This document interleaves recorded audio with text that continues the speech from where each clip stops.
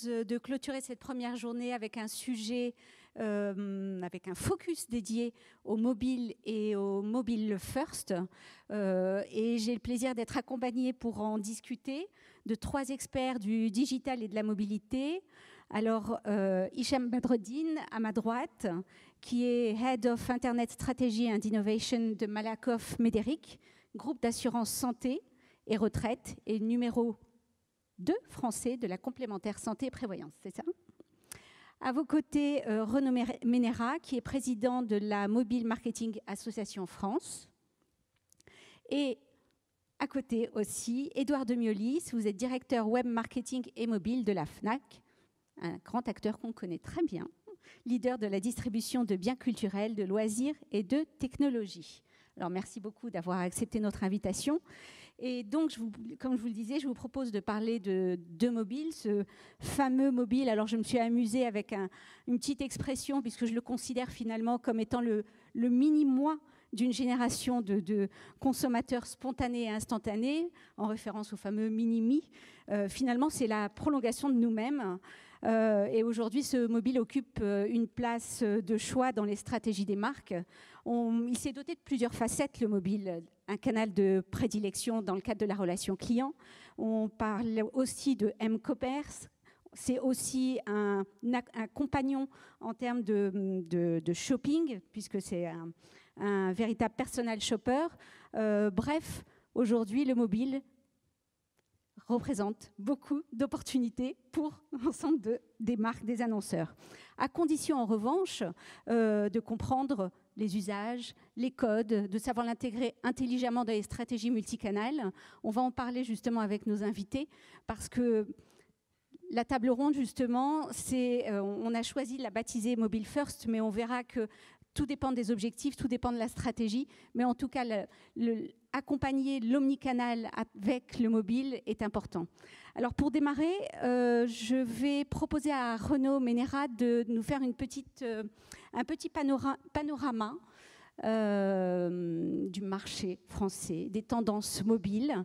Renaud, je veux bien que vous me passiez... Voilà. Merci. Et on va démarrer avec quelques chiffres que vous nous avez fournis. Je vous laisse la bonsoir parole. À tous. Donc l'idée, effectivement, est avant de parler de Mobile First, on a eu une période dans le digital qui a été plutôt le Mobile If Possible, c'est-à-dire effectivement en queue de budget et en déclinaison d'une stratégie digitale pensée et établie pour le monolithique desktop. Et effectivement, on est à la fin de cette ère, ou plutôt au début de ce qu'on appelle l'ère post-PC, et que les chiffres qu'on a devant nous illustrent. C'est-à-dire qu'aujourd'hui, le web se consomme plus uniquement à partir de desktop, de PC, mais à partir de certaines interfaces qui aujourd'hui dominent en termes d'unités vendues, comme les smartphones, mais depuis peu également les tablettes. Et ça a été vraiment un marqueur de changement, puisque tout part de là. Tout part du terminal à partir duquel vous accédez au web. Et qu'aujourd'hui, définitivement, en termes d'équipement, on est dans cette ère post-PC. Deuxième élément dans l'arrivée du mobile if possible au mobile only, c'est que en effectivement changeant d'ère, on a aussi changé de format. Et qu'aujourd'hui, le web, il se consomme plus seulement uniquement à partir d'un format desktop horizontal, mais à partir d'un certain nombre de terminaux qui vivent dans des définitions différentes, avec des ergonomies différentes, des manières de naviguer différentes, puisque le tactile est arrivé avec le mobile. Demain, on en aura d'autres, on l'abordera à la fin de cette conférence, mais bientôt, on parlera des lunettes et des montres. Tout ça pour dire qu'effectivement, les formats d'accès au web changent également énormément. Je vais appuyer sur celui-là au hasard. Troisième élément, et je crois que c'est peut-être le cheval de Troie du mobile dans le digital, même si les chiffres que vous avez là datent un peu.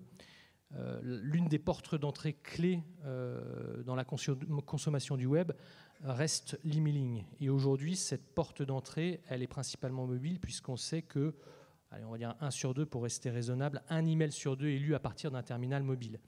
Et à partir de là, effectivement, quand on clique sur un email qui soit promotionnel ou de relation client depuis un smartphone, on a, en tout cas on l'espère, on le souhaite et on travaille pour ça, on a derrière une expérience qui est optimisée, on consomme le web sur une interface optimisée pour ces nouveaux terminaux. Autre élément intéressant dans l'accès au web, on est toujours dans effectivement comment on accède au web, le mobile a cette grande vertu de faire descendre le digital dans la rue, mais également un formidable moyen via des QR codes aujourd'hui et puis via d'autres technologies demain comme le NFC ou e-beacon de permettre un accès au web à partir de ces nouveaux smartphones. Et là encore, c'est une nouvelle forme de consommation qui passe par des terminaux mobiles. Tout ça nous amène à quoi? Nous amène effectivement en 5 ans, ou peut-être un peu moins, une vision des marques, d'une audience qui est passée de 0 à 5%, donc qui intéressait avant 2008 très peu de personnes, à part les gens de la Mobile Marketing Association justement.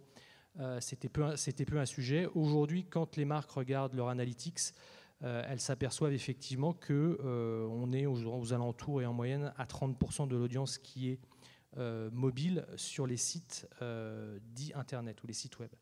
Ça, c'est un changement majeur. Et si on regarde aujourd'hui toutes les marques qui pensent à refondre leur présence digitale et donc leur site, avec une vie de 24 à 36 mois, on peut estimer que la vie de ce site, elle se fera dans un monde qui sera devenu, pour le coup, mobile first, avec une audience mobile first. Et cette audience mobile first, elle a un autre point extrêmement important, c'est que la consommation du web, donc, qui est en train de passer prioritairement sur le mobile, elle se fait non plus seulement à travers des sites, mais également des applications. Et que je crois, pour la première fois depuis l'an dernier, le trafic, l'audience des sites web a baissé en France, alors que dans le même temps, le trafic et l'audience des applications augmentaient de près de 60%, je crois, de mémoire.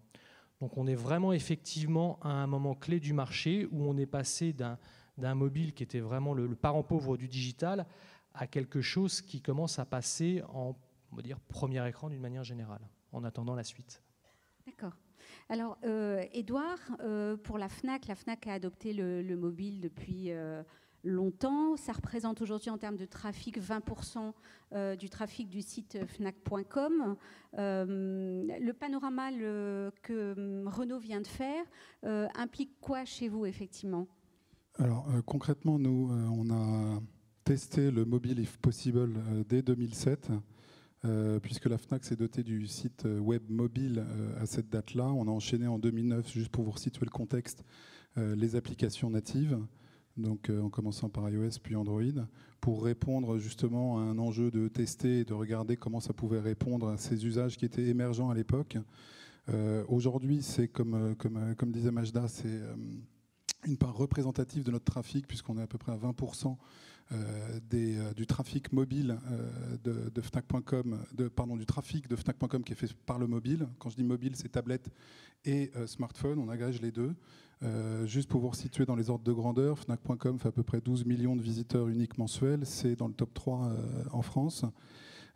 Aujourd'hui, l'enjeu que nous, on a, c'est d'utiliser ces nouveaux supports, parce qu'il y a une notion de fragmentation qui est importante, qui développent en gros des usages plus ou moins particuliers et qui surtout développent des exigences assez fortes. C'est-à-dire que le mobile est considéré comme un membre, on l'a toujours sur soi. Donc pour nous, distributeurs, c'est un atout de l'utiliser dans un objectif de présence plus assidue, plus régulière, et plus personnalisé. Donc notre enjeu, il était de répondre à ces attentes de clients. Donc l'usage est en avance par rapport à notre paysage aujourd'hui d'offres fonctionnelles. Ça, c'est le premier point. Le second point, c'est la fragmentation. Donc j'ai rebondi tout à l'heure, je parlais du mobile qui inclut les tablettes. On a lancé récemment, pour ceux qui ont suivi sur iOS, une version qui est universelle, c'est-à-dire mobile et tablette, mais qui intègre des usages, des fonctionnalités, on va dire, clairement multicanal et cross-canal et personnalisées. Donc l'application iOS aujourd'hui, Android va suivre dans l'année, intègre des offres personnalisées, intègre une fonctionnalité de localisation et de consultation des stocks en magasin, et intègre toute une couche, on en parlera un peu plus tard, de marketing direct. Ça répond aux principaux piliers stratégiques que la FNAC est en train de dérouler depuis quelques années, qui sont l'omnicanalité, la personnalisation de l'expérience client. Merci. Hicham, pour Malakoff Médéric, en revanche, il y avait peut-être moins d'urgence qu'un retailer. Et donc, vous êtes inscrit dans le digital un peu plus tardivement. Et le mobile, moi aussi, je vais agréger, ça englobe et les tablettes et le mobile. Qu'est-ce qu'il vous apporte de plus ? Alors, ce qu'il faut savoir, c'est que Malakoff Médéric, c'est un assureur surtout B2B, c'est-à-dire que pour nous, c'est le marché le plus important, c'est le B2B, c'est-à-dire on a 230 000 entreprises qui sont clients, et derrière ces 230 000 entreprises clients, il y a 6 millions de salariés. Ça veut dire qu'on fait du B2B2C, ce qui ne facilite pas l'accès à ce salarié. Et nous, à travers le digital et à travers aussi le mobile, on essaye de créer cette proximité. C'est-à-dire être de plus en plus près de ce salarié, lui apporter un service à valeur ajoutée, parce qu'aujourd'hui, on sait tous, on ne vient pas sur le site de l'assureur souvent, sauf quand on est prospect, on cherche une assurance, mais une fois qu'on est client, le besoin de l'assureur il est minime à part pour venir voir ses remboursements. Alors à travers le mobile, on essaie effectivement d'être présent tout le long du parcours du client, parce que le client il a besoin de nous durant son parcours de soins, quand il est chez le professionnel pour savoir combien on va le rembourser, pour chercher un professionnel qui est partenaire et chez qui il va avoir effectivement des tarifs plus attractifs. C'est comme ça qu'on fait jouer la mobilité, c'est-à-dire que à l'inverse de l'Internet traditionnel, on est là au moment où il a vraiment besoin de nous. Et ce moment-là se situe surtout durant le parcours de soins. Après, il faut savoir que le mobile nous a ouvert d'autres opportunités. On voit l'émergence de tous les programmes e-santé, des objets connectés. Et effectivement, à travers le mobile, ça nous ouvre des opportunités de déployer des programmes de prévention santé, qui est un enjeu majeur pour nous, pour effectivement maîtriser les coûts de dépenses santé. Alors justement, rentrons dans cette illustration. Ces fameux programmes, avant de les mettre en place, vous parliez tout à l'heure d'usage, effectivement. Comment est-ce que vous allez déjà adapter vos services? Il y a toute une partie servicielle aux fameux consommateurs, aux assurés, aux patients. Il y a une problématique de connaissance client aussi, qui est incontournable, quels que soient les annonceurs, quels que soient les secteurs d'activité. Expliquez-nous. Alors, il y a deux leviers. Il y a, comme je disais, un levier de relation client qui est de se dire, au moment où j'ai besoin d'identifier un professionnel, mon assureur va pouvoir m'orienter vers le professionnel le plus adapté ou le partenaire. Ça, c'est le premier point. On va travailler sur de la géolocalisation. Une fois qu'on est chez le professionnel et le client, il a besoin de savoir est-ce qu'il est bien couvert ou pas. Et là, on va lui offrir une notion de simulation sur son mobile chez le partenaire. On va profiter lors de la simulation de lui proposer peut-être un produit plus adapté parce qu'il ne sera pas assez couvert. Il va se rendre compte à ce moment-là qu'il n'était pas assez couvert pour qu'il puisse être à 100% remboursé.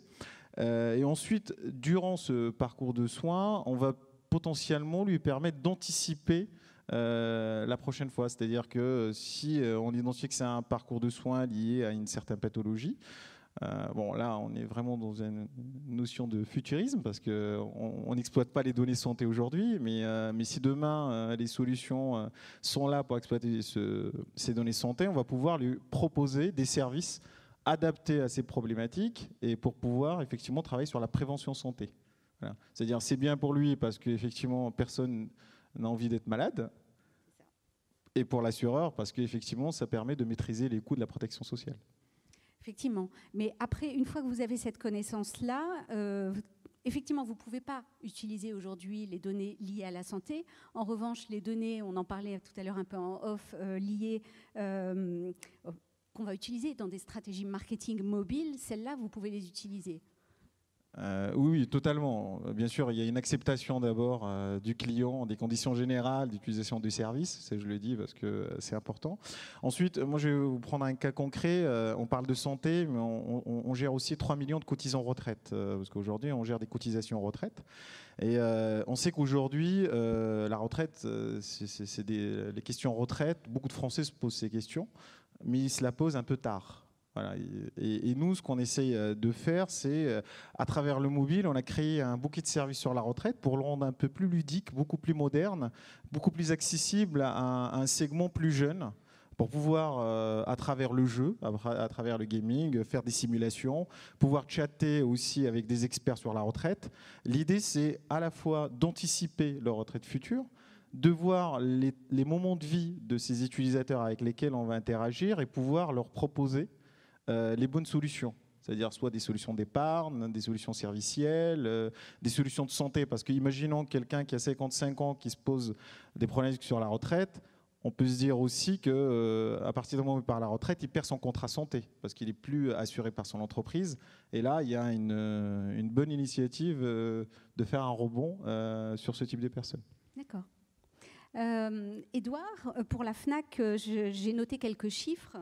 67 millions de clients qui sont venus en magasin fin 2013, 221 millions de visites en magasin, 5,3 millions de membres, 12 millions de visiteurs uniques sur Fnac.com. Tout ça pour dire que, pareil, des opportunités en termes de data phénoménales. Qu'est-ce que vous en faites et quelle valeur est-ce qu'on peut donner à ces datas-là? Et est-ce que la data issue du mobile vous semble être plus intelligente pour être exploitée et pour vous permettre de déployer après des applis ou des services autres? Alors déjà, 5 millions de membres au global, donc 3,3 en France. C'est un de nos biens les plus précieux avec la signature qu'a l'enseigne, évidemment. C'est un atout spectaculaire en termes de data au sens propre. Je ne vais pas vous apprendre que la data, c'est le pétrole de demain. Donc effectivement, aujourd'hui, le mobile n'est pas forcément un vecteur de complément de cette valeur. Aujourd'hui, le mobile exploite cette donnée élémentaire qui est extrêmement qualifiée. Élémentaire parce qu'elle est à l'origine de tout ce que l'on fait en termes de cycle d'animation produit, d'offres commerciales, d'offres produits. Donc ça, c'est le premier point. On a un asset important sur lequel aujourd'hui le mobile s'assied. Si on n'avait pas eu cet asset-là, on n'aurait pas pu sortir l'expérience mobile que l'on a sortie récemment qui s'assoit sur la personnalisation. En sachant que personnalisation, il y a le profil individuel, pour personnalisation, il y a l'historique de nos clients, et personnalisation, il y a l'axe localisation qui est important. Donc vous avez à peu près là, dans ce que je viens de citer, les 3 piliers sur lesquels on a fondé notre application.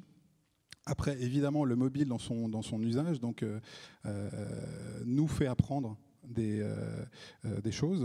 On s'aperçoit, à titre d'exemple, pour citer un autre chiffre que Majda n'a pas cité, c'est que le site mobile aujourd'hui a une structure de trafic qui est assez différente de celle de Fnac.com, le monolithique desktop, puisqu'on constate que le site mobile est utilisé dans sa nouvelle version qu'on a sortie en 2012 à plus d'un tiers pour de la localisation. Donc localisation de magasins, de store locator, etc. Donc on apprend que le site web mobile est un outil pour un tiers de ceux qui le consultent, dont l'objectif est de trouver un magasin, trouver les horaires, voire même de trouver la disponibilité d'un produit dans un magasin choisi. Donc là, la donnée que l'on récupère sur ce constat-là, elle est évidemment précieuse, elle vient alimenter notre base centrale. Alors base centrale, c'est un point important. J'ai vu qu'il y avait pas mal de représentants de l'informatique ici. L'enjeu du mobile et de la donnée, les deux liés ensemble, ou même du digital au global, il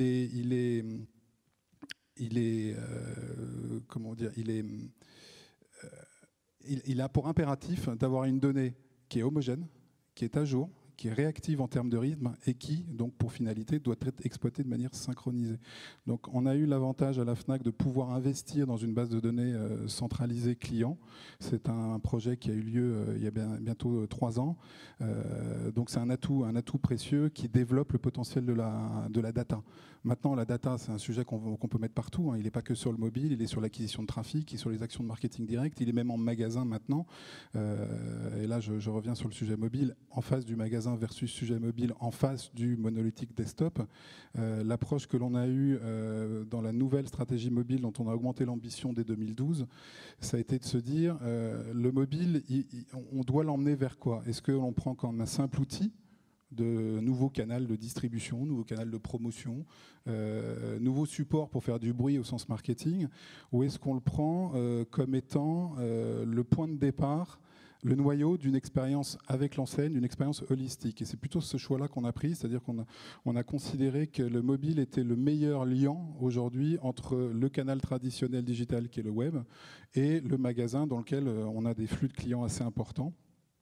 et de lier les deux. L'atout qu'on a aujourd'hui pour exploiter cette donnée avec valeur, parce que je vous vois venir sur le rebond avec le magasin, c'est qu'on a un ambassadeur très précieux, c'est cette base de données de nos adhérents membres qui sont, qui plus est, des profils de clients qui sont plus équipés que la moyenne en mobilité et donc qui soulignent fortement et qui ne gardent pas de l'exprimer ouvertement avec les outils qu'on a avec les réseaux sociaux, qu'ils ont des attentes. Ils ont des attentes en termes de personnalisation, ils ont des attentes en termes de rythme, ils ont des attentes en termes d'offres commerciales, évidemment, on reste un retailer. Et donc là, on constate qu'effectivement, le mobile est ultra réactif, d'où l'enjeu de données à jour et synchronisées. Si on fait un petit focus sur toute la partie M-commerce, ça concerne un peu moins Hichem sur le secteur de l'assurance. D'un point de vue mobile, quels sont les leviers de conversion qui fonctionnent le mieux ? Alors, on a aujourd'hui une démarche d'acquisition de trafic spécifique au mobile. On doit acquérir du trafic sur le mobile. Alors, on distingue les applications du site web. Je ne vais pas vous apprendre qu'il y a effectivement des éléments distinguants. Nous, notre objectif est d'augmenter évidemment le trafic sur ces canaux-là, en sachant que l'un a un objectif d'information, comme je le disais tout à l'heure, sur le store locator pour le site web et de transformation sur les deux autres tiers. Et que quand je prends à côté de ça les applis, on a plutôt un objectif d'être embarqué dans le mobile du client pour développer notre parc en volumétrie. Donc ça, c'est à peu près les principaux enjeux que l'on a en termes d'acquisition, de développement du parc. Après, pour la conversion, on a un impératif qui est essayer d'offrir une expérience harmonisée sur chacun des canaux. C'est-à-dire qu'on a concrètement aujourd'hui pas d'offre spécifique au canal mobile. Donc c'est quelque chose qui va arriver puisqu'on apprend de ces usages-là et de nos nouvelles plateformes. On va développer cette personnalisation de l'offre commerciale. Donc ce levier de l'offre promotionnelle exclusive au canal, on ne l'exploite pas aujourd'hui très clairement. En revanche, ce qu'on exploite, c'est effectivement la relation ultra personnalisée qu'on est en train de développer ou par la recommandation, par les contenus des experts Fnac que l'on pousse dans le mobile, par l'événementialisation que l'on en fait, parce que le mobile embarque pour la partie application des couches de notification et d'alerting qui nous permettent d'entretenir une relation qui est fidélisante parce que l'outil est un redoutable outil de fidélité. D'accord. Renaud, je vais vous repasser la parole. Est-ce que vous pouvez aussi nous apporter des compléments d'informations sur ce qui a pu être fait sur d'autres secteurs d'activité à travers le mobile, les applis et peut-être même les objets connectés? Ah oui, c'est un vaste sujet. Je ne sais pas si on reprend la suite de la présentation. Il y avait quelques illustrations que vous aviez préparées. L'idée est de se dire que... j'avais oublié ce petit slide, donc on va le terminer. Mais ça, il est extrêmement intéressant, ce slide, parce qu'il vous montre... Alors, c'est une prédiction en partie, donc il faut se méfier des prédictions, surtout quand les gens qui les font sont intéressés par les résultats. Mais ça montre quand même quelque chose de clé, ce dont je parlais et ce dont on parle aujourd'hui, c'est qu'en 5 ans ou 6 ans... on voit bien, ce sont les investissements publicitaires aux États-Unis entre les investissements web desktop et mobile. Et on voit bien en rose la vague rose, c'est rare en ce moment, mais il y en a une devant nous, donc il faut en profiter. On voit bien cette vague rose qui arrive et qui fait que, effectivement, on parle de 1000 jours. Dans 1000 jours aux États-Unis, on va être dans un monde où l'investissement publicitaire sur mobile sera majoritaire dans le digital, et où dans le même temps, l'investissement digital risque potentiellement d'être majoritaire dans l'investissement publicitaire global. Donc on va passer d'un segment de marché totalement insignifiant en 2010 au segment de marché majoritaire, en tout cas en termes d'investissement publicitaire mobile, et si on investit en pub, c'est pas pour rien, en 2020. Donc en 10 ans, on est à l'aube d'une vraie révolution qui va aussi se traduire, on le voit dans les chiffres, au niveau du e-commerce, puisque le m-commerce, si ça existe encore en 2020, sera majoritaire par rapport au e-commerce, et que donc on va vraiment changer de monde. Ça, c'est la première étape qui était dans le digital. Ensuite, hop, on y arrive. Ce qui est intéressant, c'est que dans le même temps, et c'est peut-être le deuxième effet qui se coule, on est en train de rentrer dans ce que nous on appelle le mobile only, mais qu'on peut aussi appeler le mobile centrique, à savoir que là on voit la part des shoppers sur les sites qui sont mobile only. C'est quelque chose qui existe encore assez peu, on va dire en Europe, mais qui aux États-Unis est déjà extrêmement présent, puisque 25 à 30% des acheteurs Amazon aujourd'hui, qui n'est pas un petit acteur, sont mobile only, c'est-à-dire qu'ils entament et ils ne vivent leur relation, notamment d'achat avec la marque, qu'au travers du mobile. Donc c'est un élément extrêmement important et par rebond en France, on a vu des initiatives dont on parlait un petit peu avant de Hello Bank ou de Soon, qui sont des marques, des produits, des projets qui naissent à partir d'une vision mobile-centrique. Donc on commence à rentrer dans l'ère suivante, c'est de se dire qu'effectivement, le mobile qui a cette formidable vertu d'être à la fois digital et de faire descendre ce digital dans le monde physique, eh bien il va se retrouver au centre de tout, je ne sais plus comment tu disais tout à l'heure, omnipotent ou... Noyau holistique. Voilà, le noyau holistique. Tout partira de là. Exactement. Ça, c'est extrêmement important. L'autre point qui me semble important, parce qu'on le voit encore beaucoup au niveau de l'association et des membres, le mobile, c'est encore malgré tout perçu comme le web moins. Chaque fois qu'on vient nous voir, on a encore ce réflexe de se dire le mobile, c'est un écran plus petit, donc ça doit être mon site web en moins. Nous, on pense qu'au contraire, ça doit être en plus, parce que le mobile, finalement, a cette vertu de remplacer le web, et vraiment de le remplacer le web. Et le chiffre qu'on voit là, il est vraiment intéressant, parce qu'il montre que le mobile, c'est plus le média de l'arrêt de bus, qui a souvent été aussi un grand réflexe de nous dire, voilà, ça va servir aux gens qui sont dans les transports en commun et qui attendent leur bus, ou qui sont dans le métro et qui attendent et qui n'ont que leur mobile pour faire quelque chose. C'est plus du tout vrai, on le voit aujourd'hui.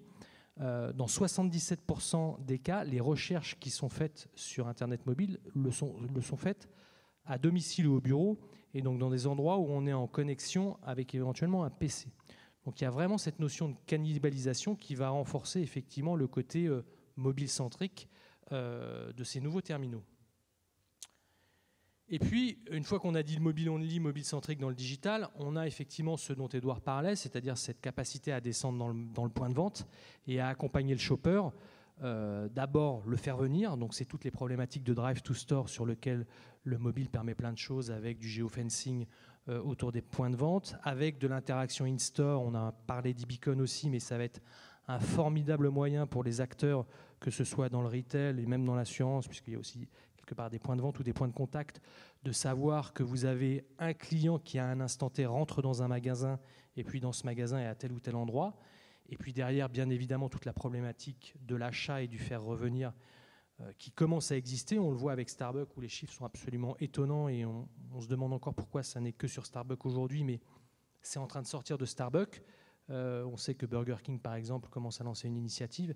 Et donc je crois que 2014-2015 va vraiment changer notre relation sur le mobile paiement, et donc faire véritablement descendre pour le consommateur le mobile dans la rue, dans son expérience de shopping. Et là encore, on passe à un cran plus loin.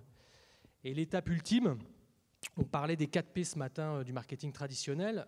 On voit bien que le mobile, sur la partie promotion, il commence à être là. Sur la partie distribution, placement, il est là aussi aujourd'hui par le m-commerce. Avec l'Internet des objets dont on commence à parler, on va s'attaquer aux produits. C'est-à-dire qu'aujourd'hui, je pense qu'il y a un certain nombre d'industriels, de gens qui fabriquent des produits en dur dans cette salle, made in France ou non, mais qui fabriquent des produits. Demain, ces produits vont être connectés. Et je pense que dans 15 ou 20 ans, nos enfants se demanderont comment il a été possible d'inventer des produits qui ne remontaient pas de la donnée ou qui ne se servaient pas de la donnée collectée ailleurs pour faire quelque chose. Et donc, c'est l'ensemble de la problématique produit qui va devoir demain associer du service.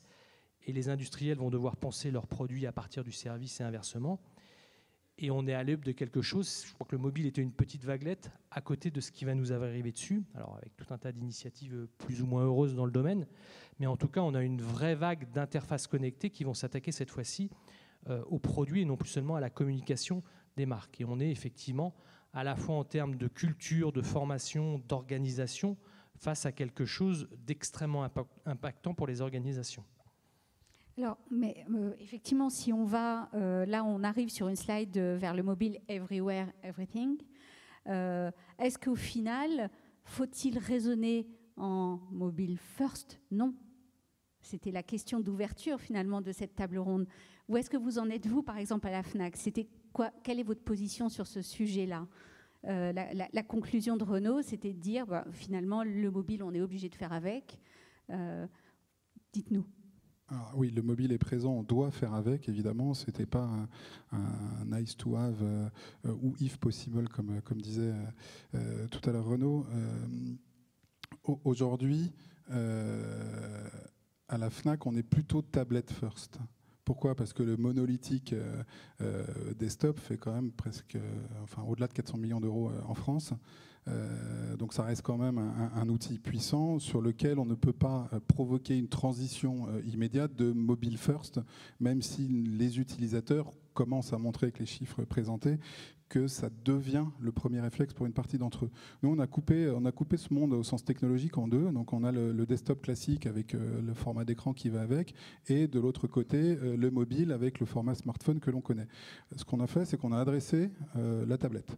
On l'a adressé aujourd'hui dans une politique de tablette first qui va consister à faire en sorte que le gros monolithique web va s'adapter, donc va devenir responsive dans une future version sur laquelle on travaille pour pouvoir délivrer une expérience efficace et potentiellement mobile sur le format tablette que je viens vous montrer, et qui permettra de faire la transition avec le mobile. Le mobile, lui, au sens structurel, appareil smartphone, fait le lien avec le magasin. L'idée étant que dans tous les cas, le client il ait une expérience qui soit fluide. On emploie souvent sans couture, oui évidemment, on emploie souvent cross-canal, multicanal, omnicanal, etc. Moi je préfère parler de fluidité et de synchronisation de l'expérience. C'est-à-dire que moi je suis client adhérent Fnac, je fais partie des 3,3 millions de clients en France. Je dois pouvoir, quel que soit le support, accéder à mes points, à mes cartes cadeaux si j'ai un cumul de points important, mes chèques cadeaux Fnac, et à mes offres personnalisées, à mon suivi de commande. Je dois pouvoir savoir où est mon colis dans une expérience qui est adaptée à chacun de mes écrans. Donc parler mobile first, je dirais oui au sens culturel, c'est un enjeu qu'on doit avoir dans l'entreprise. Donc là je touche le sujet organisationnel, je touche le sujet presque académique vis-à-vis de l'IT, où on peut avoir des débats assez véhéments parfois, assez tourmentés sur mobile first versus agilité, versus tablette, versus desktop, qui peuvent être considérés comme étant des paniers différents. Versus l'approche de moi client qui arrive avec mon parcours client dans lequel on doit avoir une complémentarité évidente. Donc dire mobile first, je dirais oui au sens culturel, mais pratiquement aujourd'hui, si je parle de mobile first étant cet appareil-là et non pas l'association des deux dont on a parlé tout à l'heure pour les chiffres, je dirais non. Voilà. D'accord. Votre position, Hichem, pour Malakoff Médéric ? Alors, nous, ça dépend. Par exemple, sur certains services, on est vraiment mobile first. Je donne un exemple concret. Aujourd'hui, depuis quelques années, on réfléchissait au carnet de santé électronique. On disait pourquoi on ne crée pas un carnet de santé, la personne peut suivre les paramètres de sa santé et celles de sa famille pour remplacer un peu le carnet papier. Sauf qu'on avait toujours la problématique de la donnée. On ne l'a jamais fait. L'arrivée de la mobilité, on a trouvé une solution, c'est OK, le carnet de santé, on le propose, le stockage est sur le support du client. Ce qui était intéressant, c'est qu'on l'a fait sur tablette. Le client stocke sa donnée sur tablette, et nous, on a la capacité, effectivement, avec ce qui est installé sur sa tablette, d'analyser, de lui offrir un accompagnement. Voilà, là, je peux dire qu'on est mobile first parce qu'il y a des services qu'on déploie que sur le mobile ou sur tablette. Néanmoins, sur le reste, moi, je dirais, on est multi-device, que ce soit sur l'e-commerce ou la relation client. Après, on peut se retrouver avec des caractéristiques un peu spécifiques. Je parle du mobile par rapport à la relation client. On peut se dire, par exemple, aujourd'hui, il y a ce qu'on appelle le SVI, c'est-à-dire quand vous appelez une plateforme téléphonique, vous avez tapé le 1 si vous voulez, la ligne santé, tapez le 2. Nous, on traite aussi avec des personnes âgées, c'est assez compliqué, des choses comme ça. On peut avoir une application qui permet d'abord de faire de la navigation sur le SVI directement sur l'application et après d'avoir une relation directement avec la file, retraite ou santé adaptée. Voilà, là, on va le retrouver que sur le mobile parce qu'on ne va pas le faire sur un support PC. D'accord. Ce matin, en ouverture, on avait choisi de traiter d'un sujet qui était CMO et DSI conjugaux de talent. Là, on a une représentativité uniquement des métiers. Vous avez travaillé avec les SI ? Renaud. Alors, moi, je commence. Moi, j'ai par ailleurs une agence qui joue ce rôle, donc qui a à la fois des gens du marketing et des développeurs au sein de l'agence, et qui finalement, quand on est chez nos clients, joue ce rôle de fluidification dont tu parlais, pas au niveau du parcours client, mais au niveau effectivement de la nécessaire interaction entre les DSI et les métiers. C'est pas sans friction aujourd'hui, c'est clair, mais là, on sait très bien que la réussite d'un projet digital passe par là, au-delà de la méthodologie qu'on met en place. Est-ce que c'est de l'agile ou autre, qui est effectivement très en vogue et sur lequel on travaille beaucoup. On sait effectivement que le mobile, on n'en a pas parlé, mais le mobile, c'est aussi le temps réel, c'est la data, c'est le temps réel, puisque ça nous accompagne tout le temps en tant que consommateur. Donc il y a la data, il y a le prédictif qui va aller avec, puisqu'on est dans le service, on doit accompagner le consommateur aujourd'hui, mais si possible anticiper, on en parlait. Quand vous baissez aujourd'hui votre status bar sur un iPhone et que vous voyez que si vous partez maintenant, vous êtes dans 52 minutes chez vous, c'est quand même une expérience tout à fait extraordinaire. Et donc, d'un point de vue fonctionnel et métier, on doit se diriger vers effectivement cette synchronisation des données, ce temps réel, et que bien souvent, dans un certain nombre d'organisations, si on ne parle pas de start-up qui naissent dans un monde déjà mobile-centrique ou mobile-first ou digital, et qui vont construire leur système d'information à partir de là, on a forcément des infrastructures, des solutions techniques qui ont été construites il y a 5-10 ans qui ne sont pas forcément adaptées à ce que demandent les fronts d'aujourd'hui. Et il y a un décalage dans le rythme effectivement imposé par le consommateur, demandé par le métier qui est déjà un petit peu moins rapide que le consommateur, et puis derrière répercuté sur une ESI qui a ses propres contraintes et qui ne peut pas aller au même rythme. Donc on passe par des solutions de patch, de POC, de couches de médiation pour essayer de garder le rythme. L'enjeu, et le PMU en parlait bien ce matin, l'enjeu c'est le dialogue. C'est effectivement, et l'agilité est aussi là pour ça, c'est de conserver, de travailler ensemble autour du projet et pas j'ai mon expression de besoin d'un côté qui va arriver sur la DSI qui va dire que les mecs du marketing ils savent faire que des torchons, et puis revenir 6 mois après, le marketing va dire qu'effectivement la DSI elle est agile et qu'elle répond au bout de 12 mois. On est sorti de ce cadre-là effectivement pour travailler ensemble autour de l'agilité, et c'est une des grandes vertus pour nous de cette méthodologie métier. Voilà, ça ne se fait pas sans friction, mais c'est tout à fait normal compte tenu du contexte technologique dans lequel on se trouve et surtout de la rapidité d'adoption par les consommateurs de ces technos. Édouard, vous partagez la même expérience au sein de la FNAC ? Alors, j'ai un peu taquiné sur les relations houleuses. On n'a pas des relations houleuses entre nous à l'interne de la FNAC pour une raison élémentaire, en fait, c'est que CMO, donc le marketing aujourd'hui, est en train de se transformer, tout comme l'IT, et ils sont en train tous les deux de se transformer dans le même sens, puisqu'ils s'agrègent. Aujourd'hui, les deux s'agrègent. Donc la relation que moi et mes équipes avons avec celle de l'IT est plutôt effectivement une sorte de symbiose pour essayer de développer de la valeur sous des enjeux d'agilité et de rythme et d'investissement qui sont plus ou moins importants. Donc là, il peut y avoir évidemment le classique débat du budget, mais l'impératif de raccourcir la distance entre le marketing et l'IT est impératif. On parle d'ailleurs de plus en plus de marketing technologie ou de marketing technologiste, et à l'inverse, on se rend compte que l'informatique, l'IT au sens propre est de plus en plus servicielle.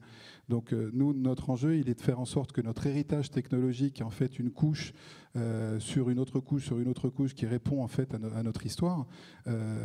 Notre enjeu, il est de la transformer pour justement la rendre au service, donc au sens technique comme au sens fonctionnel du terme, de tout ce parcours client. Donc là où je parlais d'enjeux culturels, c'est qu'on a tendance dans un groupe de configuration similaire à la FNAC à avoir des habitudes de silo, des habitudes de baronnie, des habitudes de budget, d'enveloppe budgétaire qui sont des carcans, alors que le client, lui, il est en transverse, il est partout, et que c'est là où on en tire de la valeur, c'est qu'on le sait le traiter en transverse. Donc notre enjeu, il est là, une symbiose sur une vision transverse, quitte à parfois, oui, faire quelques fantaisies sur le cycle décisionnel, avec évidemment le soutien d'un ou des décideurs qui viennent en sponsoring. Mais ça peut arriver qu'on se retrouve à avoir un impératif d'agilité qui fait débat. Oui, ça c'est sûr. Alors est-ce que c'est l'IT qui a la raison? Est-ce que c'est marketing? Le sujet pour nous, il n'est pas là. Le sujet, c'est de trouver quelle est la meilleure solution dans les délais et les moyens qu'on a, en sachant que le principal... pas problème, mais le gros du sujet, c'est notre héritage technologique.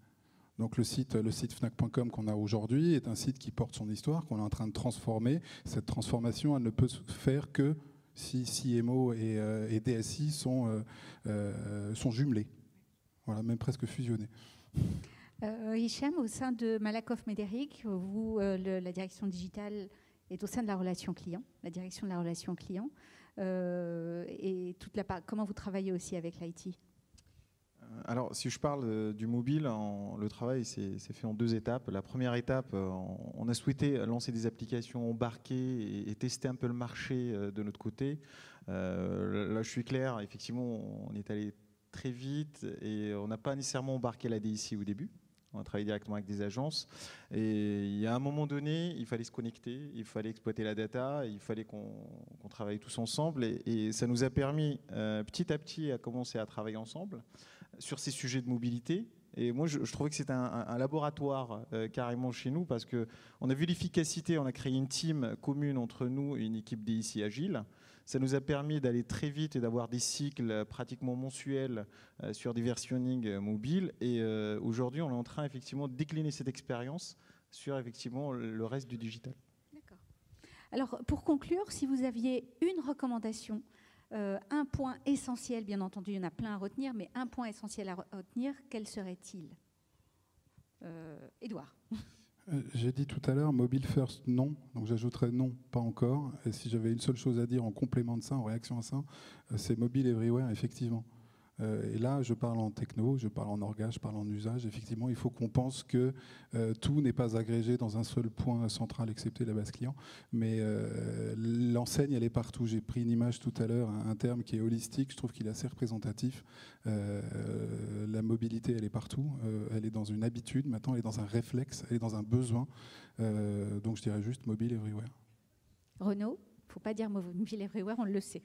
Non, moi je dirais presque que le mobile est bientôt mort, fondamentalement, ce qui, à titre personnel, ne m'arrange pas tellement. mais quelque part, oui, le mobile va mourir parce qu'il va effectivement être intégré partout et que c'est ça le sens de l'histoire. Donc il ne va pas disparaître, il va juste se répandre et j'espère que les acteurs qui y travaillent feront pareil. Et voilà, je pense que c'est le point clé. Juste un point sur le DSI marketing qui est un point important. Moi, je compare souvent les projets qu'on fait à des maisons et je dis toujours, j'ai une formation marketing, donc je penche toujours un peu de ce côté-là, mais l'architecture technique, la data, les web services sont les fondations de la maison. Et dans tous les projets qu'on a fait, on s'est aperçu que effectivement, si on n'a pas bien travaillé sur les fondations de la maison, très vite il y a des fissures. Et donc c'est vraiment un enjeu premier et clé aujourd'hui pour les marques, y compris quand on parle de com, de e-commerce, de m-commerce, etc., ou de solutions e-bicom. Il faut vraiment travailler la data, le système d'information en premier pour avoir ces fondations extrêmement solides. C'est un point majeur. Parce qu'on ne sait pas demain ce qu'on va devoir adresser en termes d'interface entre les lunettes, les montres, les chaussures, les t-shirts, les voitures. Toutes ces interfaces qu'on va devoir connecter, elles vont dialoguer avec ce même système d'information et donc ces fondations. Voilà. Et Hichem ? Moi, je dirais que le mobile doit s'inscrire dans une relation cross-canal. Et c'est-à-dire, je pense qu'aujourd'hui, il a sa place dans cette relation, que ce soit pour générer du trafic sur les enceintes ou pour effectivement trouver des nouveaux leviers de transformation ou de nouveaux modèles économiques. Mais en tout cas, il doit s'inscrire dans cette relation cross-canal. Eh ben, merci beaucoup pour vos 3 précieux retours d'expérience.